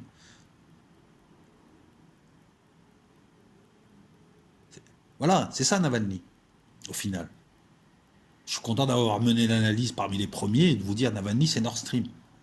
Et Nord Stream, c'est l'affaire du gazoduc. Dans les années 80, on était dans la même configuration. La différence, c'est qu'on avait une URSS plutôt qu'une Russie. Mais tu sais, la Russie de Poutine, c'est l'URSS, c'est les bons côtés de l'URSS et les bons côtés du libéralisme. Poutine a réussi à faire les deux. Et la politique que mène Poutine, si tu veux la comprendre, eh ben, tu vas regarder la politique aussi. Hein, quand tu es une poule européenne, tu fais de la politique. La politique de Poutine, c'est ni plus ni moins que la politique de Brejnev et d'autres. Dans les années 80, l'Europe avait besoin de gaz. Dans les années 80, la Russie avait d'énormes gisements découverts en Sibérie. Ils se sont mis à discuter notamment avec l'Allemagne et la France. Je vous rappelle que Nord Stream, et là Macron il est un peu bête, Macron s'y oppose. Enfin Macron non, il n'est pas bête. Macron s'oppose à Nord Stream pour pouvoir vendre du nucléaire. Mais c'est stupide, tu fais le jeu des Américains. Il vaut mieux que les Allemands aient Nord Stream. Puis Macron il se dit les Allemands avec Nord Stream ils vont se faire beaucoup d'argent. Voilà. Mais voilà, les pays de l'Est comme les Polonais et autres font tout pour arrêter Nord Stream parce qu'eux ils sont pro-américains, c'est quasiment les alliés des Américains parce qu'ils ont des intérêts en commun. Et Merkel résiste. Navalny, c'est ça. Voilà. Dans les années 80, les Allemands, ça s'appelait à l'époque la RFA, et la France, dans les années 80, signent avec l'URSS pour des livraisons de gaz. La France notamment a signé en janvier 82, GDF avec Soyuz Gas Export, des livraisons de gaz à partir de 1986, durant 25 ans, 6 à 8 milliards de mètres cubes venant de Sibérie, de gaz. Ça sécurise nos approvisionnements énergétiques. On était à une époque où le pétrole coûtait très cher et on rentrait dans la crise. On était à l'époque de Giscard, donc un gars de droite, hein. Giscard, c'est le parti à Balladur. Et lui, à l'époque, les États étaient souverains, donc il s'est dit, ce serait bien d'acheter du gaz russe, c'est intéressant. Il a fallu faire les pipelines, tout ça. Ce que tu vois actuellement n'est que de la politique ancienne. Et là, on a vu les traîtres, on a vu dans les milieux politiques français qui était qui. Et ils se sont servis du prétexte Lech Walesa, la Pologne, Solidarnosc. Il y a l'État martial qui a été décrété en Pologne. Faut pas travailler avec les Russes, c'est pas bien, alors que c'est au bénéfice de la France et de l'Allemagne qui l'ont compris. Ce contrat faisait partie si tu veux, d'une idée dans les années 70. Hein, il est né d'une idée, d'une grande coopération entre l'URSS et l'Europe dans les années 70. Et là, les Américains ont flippé. Reagan était là depuis 80, Alexander Haig. Et là, ça a donné lieu à une grave crise pendant 2 ans entre l'Europe et les USA. C'est les USA qui ont lâché. La différence avec aujourd'hui. Parce qu'à l'époque, la CEE, c'était 10 pays souverains. Et Reagan, qui était très agressif. Reagan et Trump, c'est la même chose, sauf que Trump est beaucoup plus fort. Puisque là, tout le système a été fabriqué par les USA et les règles du jeu ont été faites par eux. Pendant 40 ans, ils ont fait en sorte que tout ce qui se faisait, c'était eux qui le géraient. Alors qu'à l'époque, c'était pas comme ça. Donc, les USA s'y sont opposés, Reagan s'y est opposé, Alexander Haig, tournée des capitales, pression qui monte petit à petit. Ça allait très très loin. Et puis le G7 en 82, très très houleux, je vous mettrai des images, où Reagan décide finalement, voilà, à plusieurs reprises, des embargos total contre le secteur pétrolier russe. Il faut savoir que les techniques en matière pétrolière, la plupart des techniques qu'utilisaient les Européens et les sociétés américaines, les sociétés européennes, étaient des techniques américaines, donc c'était sous licence américaine. Donc les Américains ont demandé à ces sociétés de ne pas utiliser les technologies qu'elles utilisaient habituellement pour aider les Russes. Le gros embargo, mais là, Et les Américains qui se mettent à sanctionner les Européens, les entreprises européennes, et Reagan qui te sort l'une des premières lois extraterritoriales. Si dans le secteur de l'énergie, vous ne faites pas d'embargo et vous travaillez avec les Russes, je vous enlève vos licences d'exportation aux USA. C'était une loi extraterritoriale, mais modeste encore. C'était dans un secteur, c'était juste, tu ne pourras plus exporter aux USA. Aujourd'hui, ils font des lois où ils te menacent si tu fais avec quelqu'un d'autre et ils te menacent. Tu n'as même pas besoin d'exporter ou pas aux USA aujourd'hui. Sur les marchés financiers, ils peuvent te sanctionner, ils peuvent attaquer ta monnaie, mais ils peuvent aussi te menacer parce que tu utilises le dollar qu'ils t'ont imposé. Vous voyez le paradoxe. À l'époque, c'est simple, les Européens ont dit aux Américains, vous allez trop loin, c'est notre souveraineté, c'est pas vos affaires, ces lois sont illégales, on va prendre des contre-mesures. Donc, les gouvernements français et allemands ont réquisitionné tout le matériel qui permettait donc de construire un gazoduc et de livrer du gaz, de l'extraire. Tout ce matériel qui était sous licence américaine et qui était détenu par des sociétés donc européennes, mais sous licence américaine des filiales, l'État français a réquisitionné et a travaillé avec. Reagan a commencé à enlever des licences d'exportation à Creusot-Loire à des entreprises allemandes et françaises et européennes, et on s'est aperçu que ça gênait plus les Américains à l'époque. En tout cas, les milieux américains l'ont critiqué en disant « nous, on perd du fric là-dedans ». Et ça s'est calmé en 82, fin 82, Lech Walesa sort de prison, Reagan trouve le prétexte et il lève l'embargo. Mitterrand à l'époque disait « les embargos ça sert à rien, ça n'a jamais rien fait, on ne va pas le respecter ». Il y a 40 ans, jour pour jour, les Européens décidaient de travailler, de s'approvisionner en Russie en gaz. Ils sortaient d'une décennie des années 70 où ils avaient des projets avec les Russes, projets qui auraient permis de lier la Russie et d'apporter la paix d'une autre manière, sans avoir une guerre à l'armement. Reagan en a choisi autrement. Reagan qui arrive, lui, il savait que la Russie était en train de vaciller, elle avait besoin de coopération, il voulait la couler, et il savait que c'était l'économie, que c'était uniquement par l'économie qu'il pouvait la couler. Les Américains qui commencent à avoir des postures très très agressives. À l'époque, les démocrates, ils faisaient pas ça. En plus, on sortait de Carter qui donnait l'image d'un type gentil. Arrive Reagan, un cow-boy qui n'est pas du système, qui n'a pas l'air très très futé. Tout de suite derrière lui, les évangélistes qui arrivent. Et lui, il commence à avoir une politique de droite dure. Mais à l'époque, l'Amérique n'avait pas les moyens. À l'époque, c'était pas l'Union européenne, c'était la CE et c'était juste des conventions. Charbon, machin, acier, tout ça. C'était des pays qui avaient une pleine souveraineté. Qui ont dit aux Américains non. Petit, j'ai vu plusieurs fois des guerres commerciales entre l'Europe et les USA. Aujourd'hui, c'est pas possible puisque depuis les années 2000, mais même les années 90, les Américains ont fait en sorte d'installer un personnel politique inféodé à leurs intérêts. Alors, ils le tiennent par différents moyens de pression, par l'idéologie, par l'argent, par les dossiers, par ce que tu veux. Mais on a en Europe des élites politiques qui sont dans leur grosse majorité, notamment en France, inféodées aux USA, et ils ont trahi leur pays. Voilà, la haute trahison, elle est là, tu la vis tous les jours. En Allemagne, Merkel, elle a affaire à ses propres ministres, au chef des Verts, Röttgen, à Maas, à tous ces pro-américains qui sont en fait des agents américains. Des agents américains, des Allemands, agents américains qui doivent leur carrière aux Américains, qui trahissent leur pays. Le combat, il est symbolique. Si tu n'acceptes pas Nord Stream, c'est que tu vas te pénaliser financièrement. Et on est dans le racket, c'est que tu as peur des Américains. Il y a 40 ans, ils ont dit non. Reagan, il s'est calmé. Les anglo-saxons, c'est simple. Ils veulent dominer. Il faut leur résister. Dès que tu leur résistes, ils ne respectent que l'effort. Si tu leur résistes, ils vont te respecter. Si tu leur résistes pas, ils vont s'essuyer les pieds sur toi. Et ils s'essuient les pieds sur l'Europe, qu'ils ne leur résistent pas.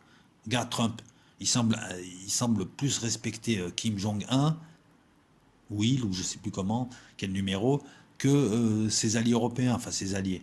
Parce qu'eux, ils font carpette. C'est ce qui manque. Les Américains et les Anglo-Saxons veulent dominer. Si tu leur résistes pas, ils te bouffent. Si tu leur résistes, ils se calment. En 82, ils se sont calmés. Là, avec Nord Stream, il ne reste plus que Merkel et le petit réseau pro-russe derrière Gerhard Schröder en Allemagne. C'est un combat symbolique. Parce que si Nord Stream ne se fait pas, et Nord Stream là a pris du retard depuis décembre, et puis il a risque d'être bloqué, et puis il y a tout un tas de pays, tu vois. Voilà, les pays qui ne veulent pas de Nord Stream, il y en a des différents, mais regardez bien. Enfin, en fait, regardez, c'est simple. C'est simple. Le combat, il est énorme. Navalny, C'était pas intéressant de l'analyser sous l'angle est-ce qu'il y a poison ou pas. Ça, c'est pas de l'analyse, c'est du commentaire de bar. Nous, vous avez vu jusqu'où on est allé. On est remonté au projet de gaz, à l'affaire du gazoduc. Hein. C'est comme ça qu'on appelle cette affaire qui a donné lieu à une grave crise économique, à une grave crise, excuse-moi, entre les USA et l'Europe. Crise qui sera suivie d'autres crises, hein, le bœuf aux hormones, tout ça. Dans les années 80, les Européens étaient concurrents des USA et savaient aussi montrer les dents. Il y a eu plusieurs guerres commerciales et les Européens ne les perdaient pas. Parce que les Américains, voilà, si tu leur achètes plus rien, ils sont bloqués aussi. Le combat, il est symbolique, il est là, c'est de voir ce que nous vivons. Qu'est-ce que tu veux que je te rajoute d'autre? Ouais, et que, voilà, Navalny, c'était ça, c'est Nord Stream qui est intéressant. C'est Nord Stream. Et ça se joue maintenant aussi. Ça se joue maintenant. Est-ce que Nord Stream va se poursuivre ou pas? Si Nord Stream 2 ne se poursuit pas, bon ben écoute, c'est simple, il n'y a plus d'espoir. Les Allemands sont prêts à sacrifier leurs intérêts par peur des Américains. Et là, on est quasiment dans la science-fiction. Des gens qui sont plus puissants que les USA, en vrai, et qui en ont peur. Si demain, tous ces pays se retirent de SWIFT, se retirent des marchés, se retirent et recréent un autre jeu, les Américains, ils coulent. Je comprends pas. C'est un géant au pied d'argile. À part son armée, il y a quoi? Si demain, on décide de plus prendre de dollars, c'est ce que je n'arrive pas à comprendre. Ça se fait sur 5, 6, 10 ans, mais ça fait 20 ans, Zama, la dissidence, c'était la dissidence centre commercial qui me dit, ouais, les briques, tu vas voir, ils vont dédollariser l'économie. Moi, je m'en rappelle tout ça. Ils ont dédollarisé quoi? Les Russes ont dédollarisé une partie.